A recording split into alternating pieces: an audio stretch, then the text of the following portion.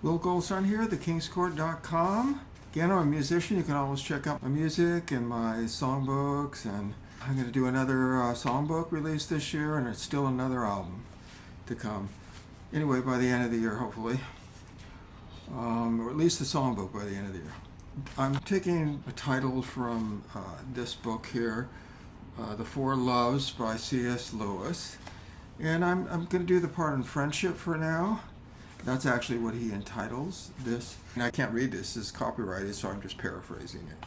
Taking the main ideas from the chapter that I'm doing. So he starts off, few modern people think friendship is love at all. He considers it one of the aspects of love. To the ancients, friendship seemed to be the happiest of all the loves. And he calls it the crown of life and the school of virtue. The current thinking is, besides a wife and family, a man does need to have a few friends.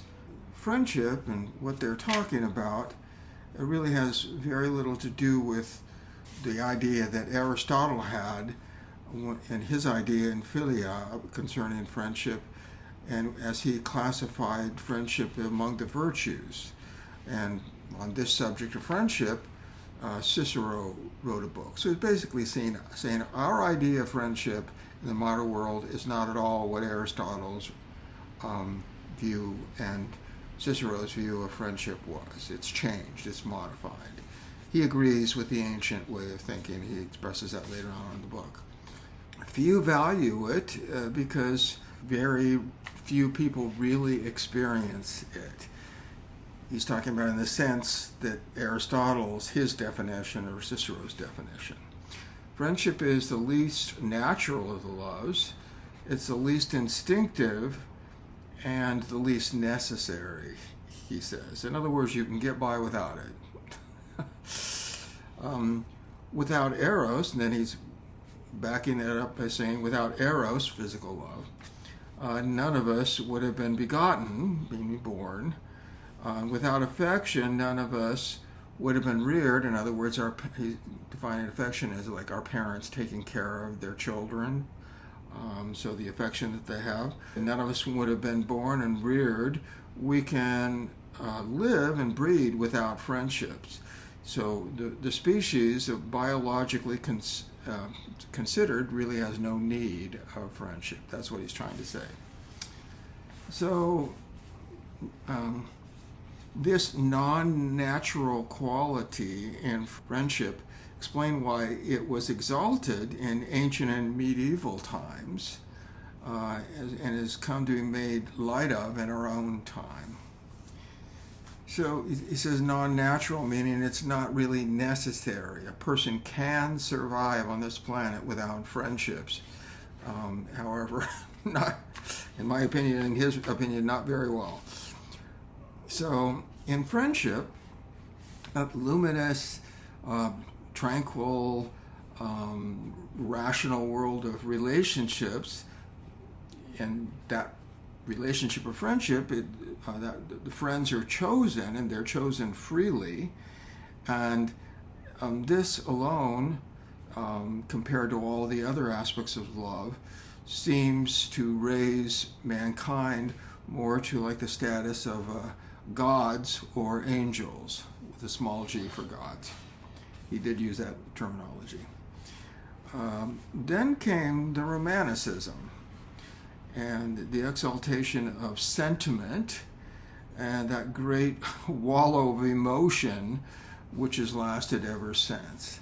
That sort of replaced the ancient form of friendship.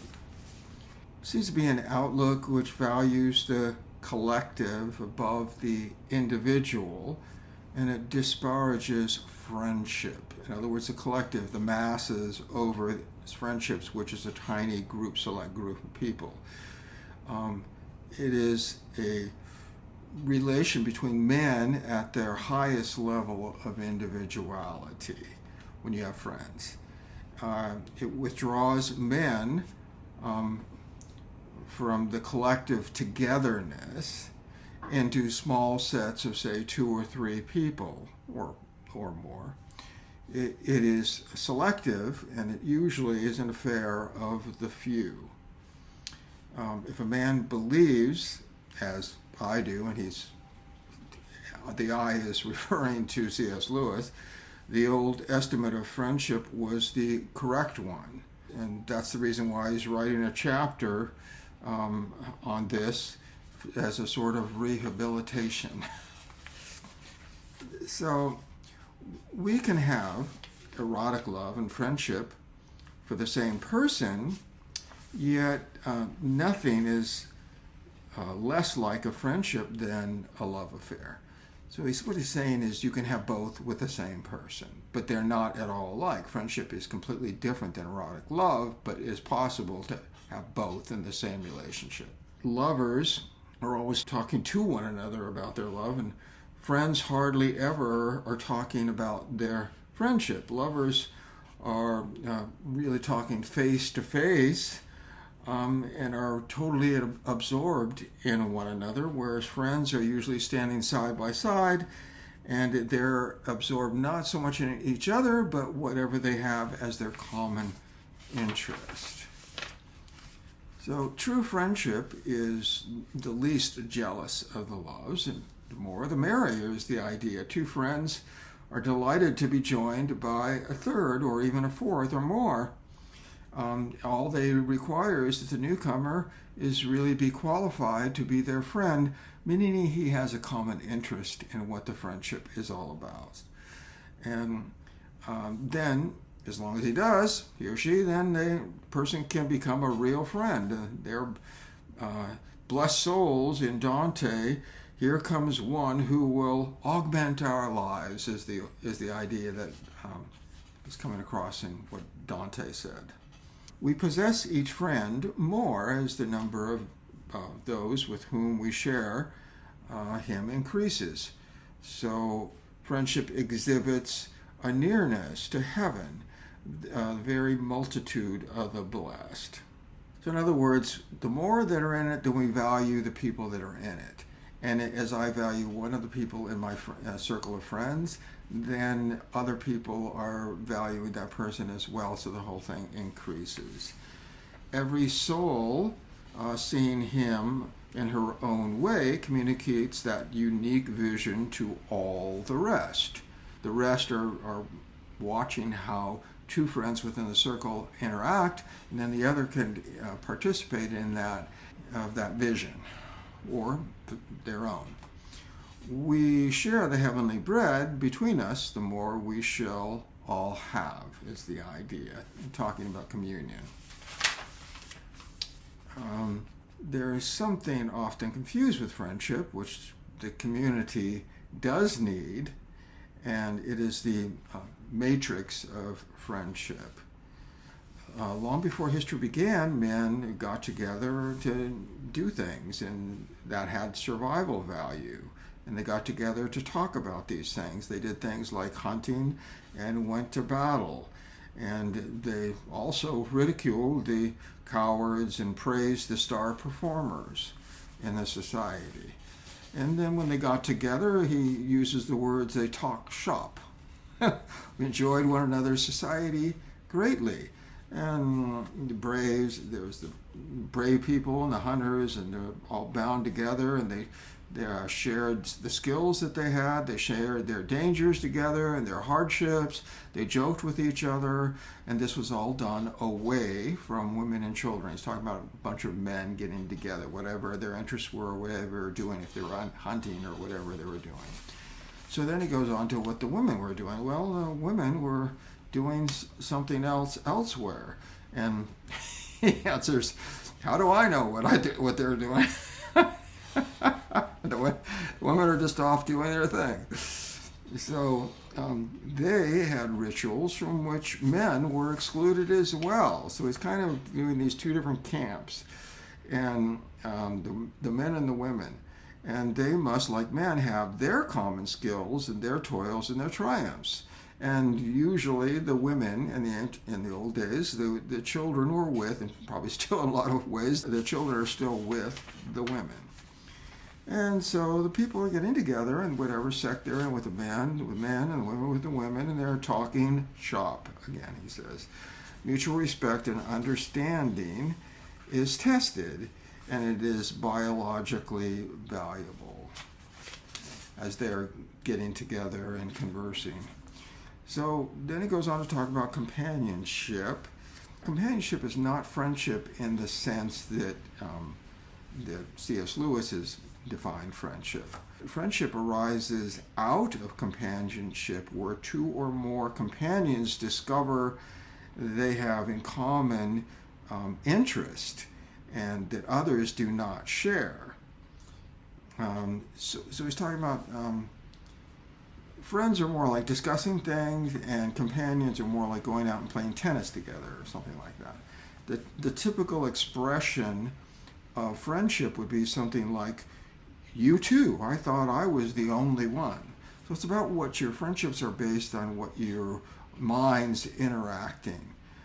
Companionships are often focus more on, like I said, playing tennis together, going golfing together, doing something like that. You can be a companion with someone. I'm thinking about one of my good friends that I played a lot of tennis with, and then we went out to dinner after that, then we were friends. We were more companions when we were playing tennis. So it is when two persons discover one another and share their vision, it is then that friendship is born. Lovers seek for privacy. Friends find solitude bury between them and the herd. So he's saying that friends are more a little select group, and they're distinctively set apart from the herd or the group of people. And the shared activity on which friendship supervenes will not often be a bodily one.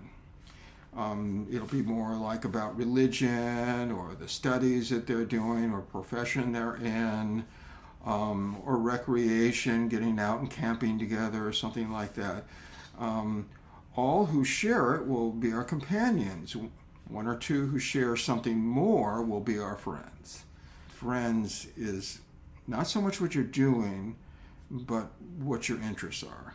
The man who agrees that some question, little regarded by other people, is of great importance, can be our friend. He need not agree with us about the answer. So in other words, they're interested in a topic. For example, this is not a political site, but for example, if somebody have the same, they're friends because they like talking about politics. Well, they're friends talking about politics. That doesn't mean they agree on the political issues. It's just that they're willing to discuss those political issues, hopefully in a friendly manner. Companionship is based on doing something together, like I said, hunting, studying, painting. Friends will be doing something together, but something more is happening. Lovers are, like I said before, face-to-face. Friends are side by side. The very condition of having friends is friends want something else. So affection between people can exist, but for them to be friends, there needs to be something that affection is based on to make it a friendship. So in other words, you have affection towards other people, but that doesn't mean they're your friend. You just have affection for them. The son has an affection for his father or his mother. The degree to which they're friends is whether they share interests. Those who have nothing can really share nothing. So there has to be some interest to make the friendship. When two people discover that they are on the same secret road and of different sexes, a man and a woman or a boy and a girl, then friendships can pass into erotic love. In other words, it starts off as a friendship and ends up in erotic love, but perhaps both. Well, probably there will be both. If they start off as friends in erotic love, then they're both, which is obviously the best. Unless, of course, one of them already is involved elsewhere in an erotic love. So conversely, erotic love may lead to friendship between the lovers. Okay, So they may start off with this physical attraction and then discover that they really have a lot of common and then become friends. And one who was first your friend, then revealed as your lover, you'll certainly not want to share the beloved's erotic love with any third, but you'll have no jealousy at all about sharing the friendship. So nothing enriches erotic love as the discovery that the beloved can enter into friendship. To feel that not only are we two united by erotic love, but are 3 or 4 or 5 of us are on the same quest with a common vision. So he's saying, it's pretty obvious by what he just said. You can, you can have a group and 2 people in that group can have erotic love, but if they have a shared friendship, then there can be a whole bunch of people in that circle. It's just that the erotic love is not shared, just the friendship. Friendship is in reality as great a love as eros. Some are fortunate enough to fall in love and marry their friend. I think that's really the most important statement in this. If you really want to have a happy marriage, marry your friend, not just somebody that you feel sexually attracted to. And if you want to make your marriage better, then perhaps you should think about your marriage being a bit more based on friendship than just sex or money and raising a family. Friendships are of practical value to the community. Every civilized religion began really by small groups. And then he goes on to say about mathematics there were a few Greek friends who got together and they were talking about numbers and lines and angles. And the Royal Society was originally just had a few gentlemen that got together and they were discussing things and that they had a fancy for, is what he says. The Romantic movement began with people like Mr. Wordsworth and Mr. Coleridge. There was a lot of talking, and then he goes on and gives all the other aspects. Communism, for example, started with common ideas, or Methodism, or the movement against slavery, the Reformation, the Renaissance. They all began in the same way with a group of small people with particular ideas. Some of these movements were good for society and some were bad. In other words, you can be friends with a select good group of people that are friends, or you can also be exactly the opposite. You can have a group of people that are really bad for society with their movements and their ideas. Friendship is both a possible benefactor and a possible danger to the community. As a benefactor, it has a civilization value, an Aristotelian phrase, and it helps the community to live well. The little knots of friends who turn their backs on the world are typically those who transform it. So what he's saying is the transformation that happens in society usually starts with a small select group of people who have some new ideas, and that eventually, so they're isolated and outside of the mainstream, and they're the ones that transform society. Music could be the same way. For example, my music is very different than most people's music. Just a little bit about my music. But anyway, a friend will prove himself to be an ally when alliance becomes necessary. Will lend or give when in need, and nurse people when they need that nursing, or help them in sickness, and to stand up against their enemies, and do what he can for widows and orphans. You would be a false friend if you would not do them a favor when the need arose. So in other words, a friend is somebody who will stand by you when you are in need. If a person claims to be your friend and then abandons you, the person's not really your friend. Friendship is free from affection's need to be needed. It's not a I need to be needed sort of thing. It's the enjoyment of being together and the things that we talk about. The mark of perfect friendship is not that help will be given, because we know, of course, it'll be given by a true friend, but the fact is that it really makes no difference because it's obvious that a true friend is going to help you when help is needed. You become a man's friend without really knowing or really caring about it. It just sort of happens. You don't really care whether the person is married or single or how he earns his living. What's important to you is what the friendship is based on. In a circle of true friends, each person is simply what he is. And no one really cares what the profession is, or the class, or the income, or the race that person is, or really their previous history. And the idea is that actually as you become friends, of course you'll get to know all those things in the end, but that'll happen casually, bit by bit, as you hang out together and spend time together. At home, we bear a general character. People are a husband or a wife, a brother or a sister, or a chief, a colleague, a subordinate, but not really among friends. It's an affair, he uses the word of disentangled minds. Then he says, I have no duty to be anyone's friend, and nobody has any duty to be mine. There are no claims, there's no necessity. Friendship is unnecessary, though it's wonderful.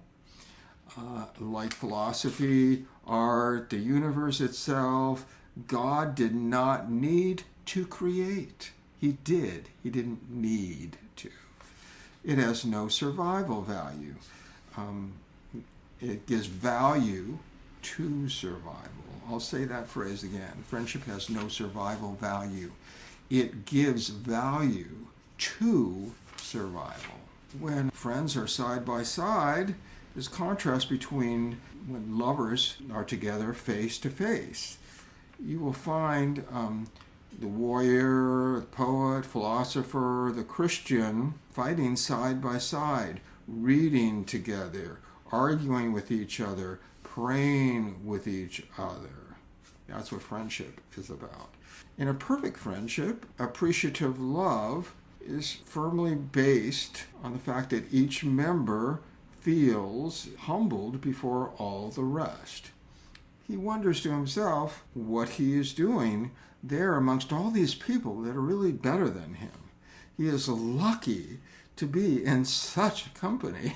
In other words, he values the people in his small circle, especially whole groups when they're together and they bring out the best and the funniest in all the others as they're all together. And he calls these the golden sessions, when 4 or 5 get together and the world opens itself up to our minds as we talk together, and we are all free men and equals before each other. Affection is mellowed out by the years that unfold and the natural life that is among us, and it has no better gift to give than this friendship. Who could have deserved this? In most societies, friendships will be between man and man or between women and women. The sexes meet one another in affection and in eros, but not in the aspect of love called friendship. Or seldom they have companionship in common activities, which is really what friendship is all about. He's saying, of course you can be friends with people of the opposite sexes, but it's not as natural for that to happen. Then he gives some examples. Sometimes men are educated and women might not be. It could be converse as well. One works, the other one doesn't. One is idle, or they do a totally different type of work. They really don't have anything to be friends about. That's the point he's making. Friendship is about having something to have the friendship about, a common interest. Where they can be companions, they can also become friends. In a profession where men and women work side by side, or in the mission field or someplace like that, authors, artists, Friendship is common between the sexes. Two doctors standing side by side. One's a man and one's a woman. What is offered is friendship. On one side may be mistaken for eros on the other, which can be painful and embarrassing. But also, what begins as friendship may become eros. So in other words, whenever you got men and women together, okay, one of them might start to fall in love with the other one, and the other one may not, but they still may be friends. When men and women are together and they have sufficient ground for a relationship, this can add to a comfortable setting for relationship. And then he mentions a woman who maybe has had school lessons, but then she got married and she abandoned that. And so then whatever culture that those school lessons gave her, she's typically may have forgotten that, and so her conversation, because she's married now and not really into studying anymore, is usually her conversation is wholly narrative. And when that's her situation, then it may be difficult to enter into a circle among friends, because what he's saying is she's so caught up in family life and the narrative that goes along with her and the other women as they're talking. And so when a bunch of men get together and they discuss something that's,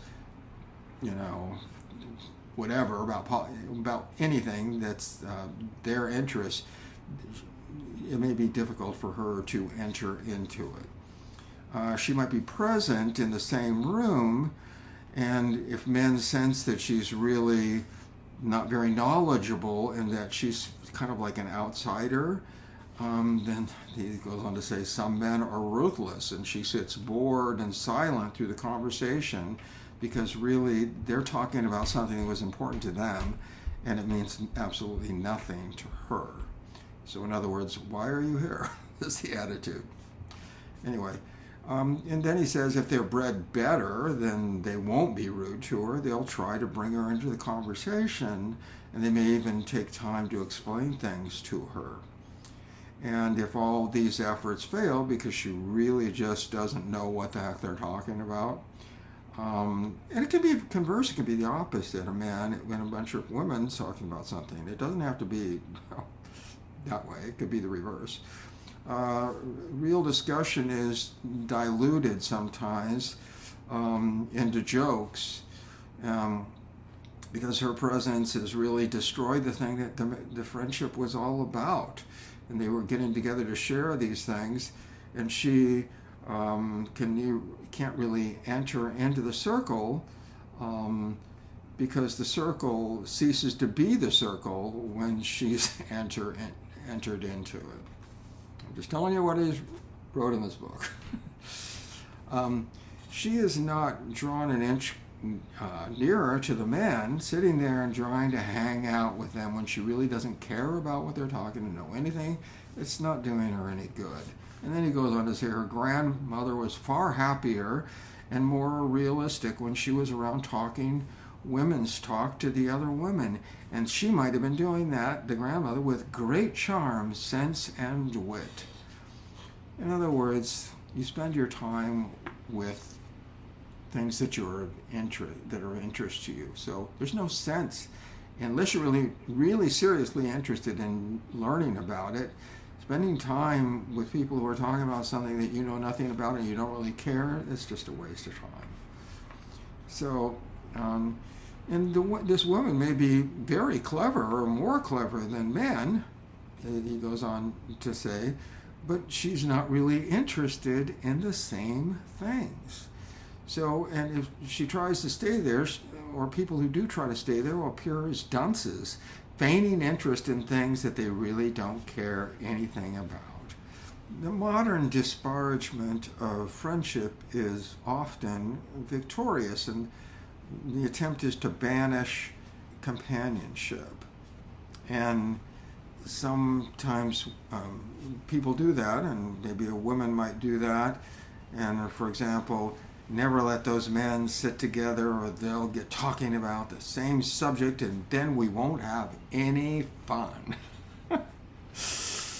Talk, the more, the better. but not, please, a subject. He's saying, in other words,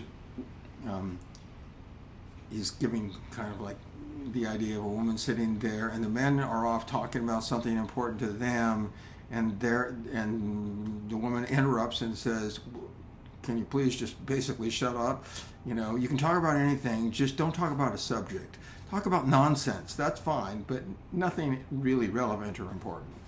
The talk must not be about anything. Then he goes on to say, the gay lady seeking only evening's amusement and making conscious war against friendship.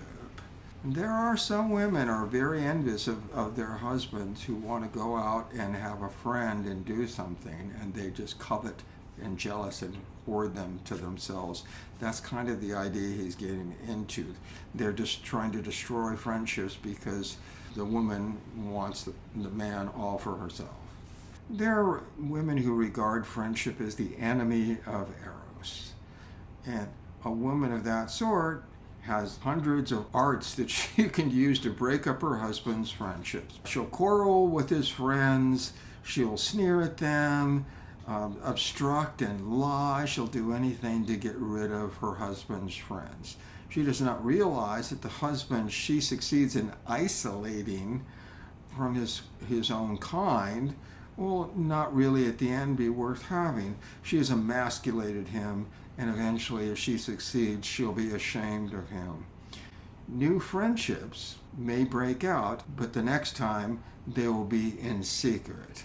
In other words, he won't let her in on the new friendship because he knows what she'll do. She'll try to destroy it. And then once secrets enter into the marriage, then other secrets will follow. When the sexes have no real shared activities, the only way they can meet is in affection and eros. They cannot be friends. And often when there is no basis for the friendship, they tend to view the other with because they're so different, as a sort of absurdity. Love, free from instinct and free from jealousy, without the need to be needed, is eminently spiritual. The sort of love that you can imagine that might exist between angels. And then he gets into the idea pertaining to the Holy Spirit, and this is spiritual. By definition, the Holy Spirit is good. So when you're thinking of spiritual in terms of that, then it's always associated with good. But when you use the word spiritual in a different sense, meaning as the opposite of corporal, meaning body, this is not so. And then he goes on to say there's a spiritual evil as well as spiritual good. There's unholy as well as holy angels. There's the attitude of the majority in circles of close friends. And so you have perhaps a gang, those who suspect friends to be too good for us. And then the voice of envy arises. In other words, what you have is this group selective friends or a gang or something like that. And you're in the in crowd, and these people over here are in the out crowd, and they're out there thinking to themselves, you think you're too good for us, is the idea that he's getting across. Friendship is really the image under which Scripture represents the love between God and man. Affection is the image when God is represented as our Father, or eros when Christ is represented as the bridegroom of the church, and the Holy Spirit dwells within us, those who are Christians or believers. So friendship is born when one man says to another, you too. In other words, common interest. Point of view need not always be a nice one. So there is aspects of art, philosophy, or religion, morals, but also they could be friends involved in torture, cannibalism, human sacrifice. Friendship is just common interest, whether it's for good or it's for bad. Among unsympathetic companions, people hold certain views timidly, and they're maybe even half ashamed to avow them. So in other words, when you're with a bunch of people that don't really think like you, they just don't have the same opinions or values that you have, then you tend to be more reserved.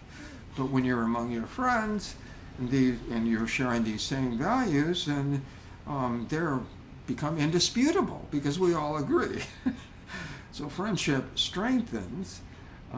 We all wish to be judged by our peers, because these men are men after our own heart. They really know our mind or think like us, and they only judge by the standards that we together fully acknowledge.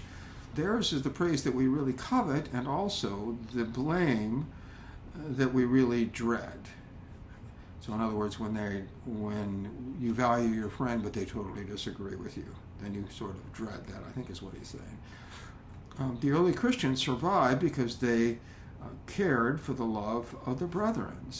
You have circles also, though, of criminals and perverts, and they survive in the same way, and they're become deaf to the opinion of the outer world. So in other words, they're in their select group, and there's the outer world out there, and they're not listening to the outer world. This is our domain. So it's therefore easy to see why authority frowns on friendship, perhaps governments frowning on friendship. And this is a sort of secession. It's like a rebellion because you're leaving the masses. It may be a group of serious thinkers or faddists against what is accepted as good common sense. It could be real artists against popular ugliness, or it could be charlatans against the civilized taste of society. It could be good men against the badness of society, or bad men against the goodness within people. So there's all this opposition that he's getting into. Each knot fortifies its members against the public opinion of the community. So they're set apart. It's a pocket of potential resistance. So this is why governments may frown on friendships. Could be a pocket of potential resistance. They're not going with what the government says, what we need. You can see that in America today. Men who have real friends are not easy to manage. In other words, there's strength in numbers when you're with a group of people, and they're not easy to manage. They could be a problem. It's harder for good authorities to correct us, bad authorities to corrupt us if you're good. So our masters by force is propaganda and also making leisure impossible. And if they succeed in producing a world where none are friends, they will also have taken from us our strongest safeguard against complete servitude. In other words, when good people stand together against the common evil, there's a good reason for resistance, because if they succeed in taking this away from us, then this is our strongest safeguard against complete servitude. Think about what's happening in the government in the world today. Friendships, as the ancients saw it, is a school of virtue, but they did not see it as a school of vice. So again, friendships in the ancient world was about a school of virtue, but not as a school of vice. He just said is what can possibly happen in modern society. It makes good men better and bad men worse. In other words, when you have strength in numbers and you're with good people, you're going to become better. If you hang out with the crowd, if you hang out in gangs, if you hang out with murderers and robbers and cheats, then you'll become just like them. You'll be made worse. It's important to consider who your friendships are with. What concerns us is to become aware of the possible danger that friendships can potentially have if you hang out with the wrong crowd. Indifference to the outer world is common in all friendships. They're really about what the friendship is about.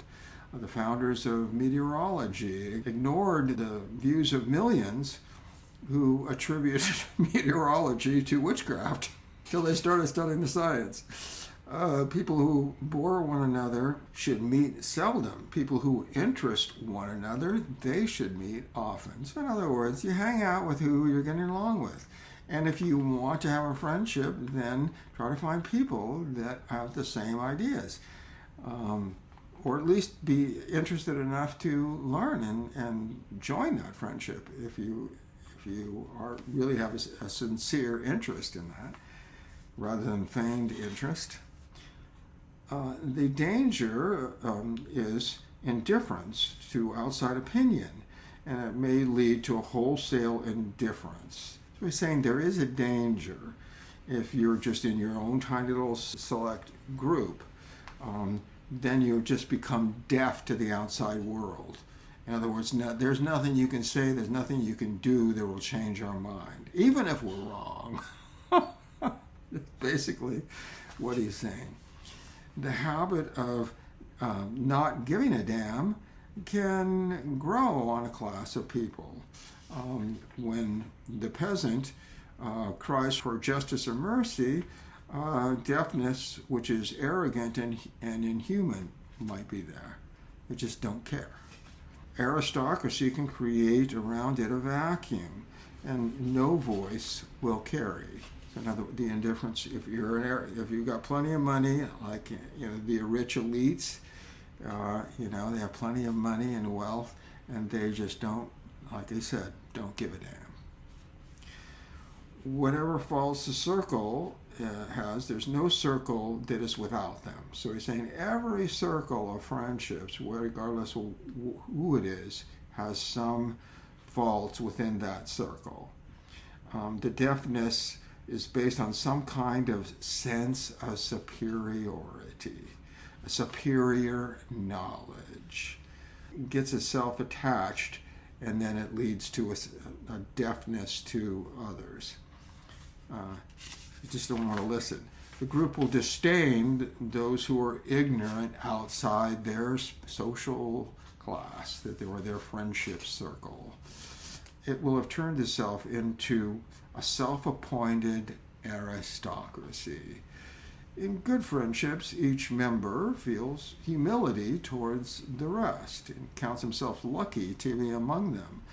A transition from individual humility to corporate pride is very easy to happen. And then he goes on to talk about the snob who wishes to attach himself to some group because they're regarded as the elite. And friends are in danger of they regarding themselves as elite because they are already attached to it. So once you're already attached to it, you're a group of elites, then you're going to start thinking of yourself as an elite. Every reader who has known friendship will really be inclined to deny that his own circle is ever guilty of such an absurdity. And then he goes on to say, I was once at a conference of clergymen, and they were talking about uncreated energies. I've given talks on uncreated energies on this channel, having to do with, in the Orthodox Church, the Divine Light. Anyway, so he was there with a group of men, and they were clergymen, and they were talking about these things.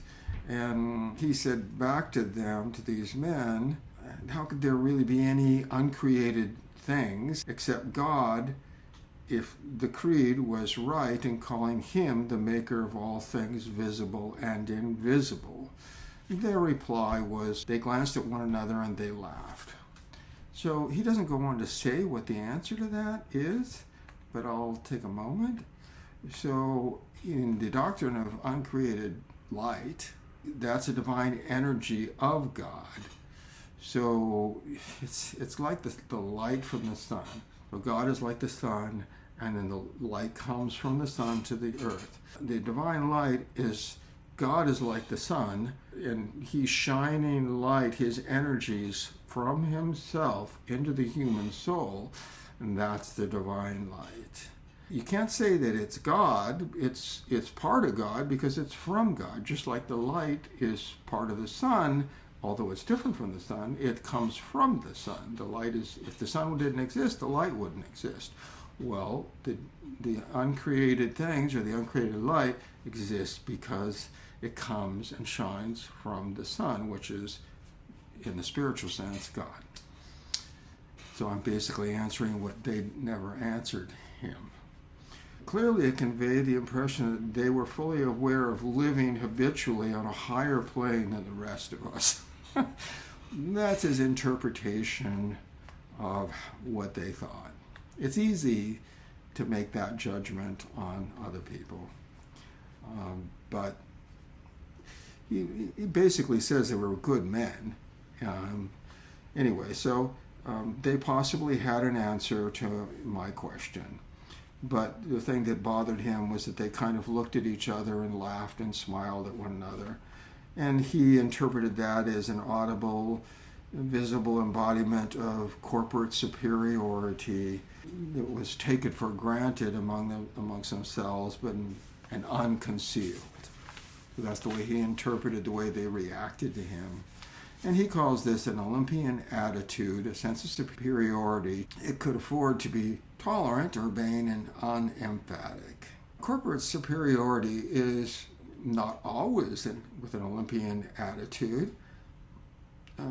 That is, it could be tranquil and tolerant. It may be titanic, restive, militant, and embittered. It's just a sense of superiority is what he's talking about, whether it's good or bad. The titanic sort are self-dubbed knights in arms to defend, and they're thinking to themselves, there's we, but who are they to them? They don't exist as persons at all, these other people. There's us. We are specimens in different types or age groups, or we have different opinions, different interests, and these attitudes, in some people's minds, need to be exterminated. In other words, there's us, and we got to get rid of them. It's kind of like what's happening in the elections. There's the Republicans and the Democrats, and we got to get rid of them, and they're thinking we got to get rid of them, and it's the divisiveness. But anyway, they're not meeting us at all. They're merely doing a job of spraying, he calls, like a spraying insecticide. In other words, if you don't agree with us, your history, we don't care about you, and you just spew out anything against you. It's terrible. Corporate superiority can possess a group, commonplace friends. It may be flaunted in a cruder way. Sometimes loud and vulgar means are used to impress strangers, and such people talk in order to be overheard. Everyone who's not in the circle must be shown that he is not in the circle. Friendships may be about nothing except the fact that we are in and we're excluding you. We can thus detect the pride of friendship with this Olympian, titanic, or vulgar attitude in many circles that exist. It would be rash to assume our own is safe from this danger. We would actually, in reality, be the slowest to recognize it if it did exist. The danger of pride must then exclude. From the innocent excluding to exclusiveness is an easy step, and there to the degrading pleasure of exclusiveness. So once we start getting rid of, then there becomes a pleasure in just the aspect of exclusiveness. We're in, you're out. This is the downward slope which grows steeper all the time and rapidly. And then we shall become a courtier, a little self-elected aristocracy that's absurd and basking in our self-approval. Membership have a common sort of political importance. The united front against the have-nots has become the principal occupation. In a circle dwindle into this sort of coven, has sunk. They are now the same sort as the primitive hunters of the ancient world. They are hopelessly mistaken in their belief that friends came into existence for the sake of conceit and superiority. This is what they think. Just because this is the most spiritual of loves, the danger is spiritual too. So just because friendship is the most spiritual of loves, the danger is also spiritual. The highest does not stand without the lowest. God can represent himself as father, husband, because only a lunatic would think that his marriage with the church is other than mystical. I will add something he doesn't say in there. In the sense of Christ as can also be thought of as our friend in the sense that he is the Son of Man. So in other words, what I'm saying is Christ is the Son of God. In Christology, there's a dual nature. So Christ is the Son of God means that he is of the same essence as God. But because he took on humanity, the Son of Man, he is like us. So he's both our master and potentially our friend in the sense that he took on human flesh, being like us. So I think it's important to see that, which he doesn't express that.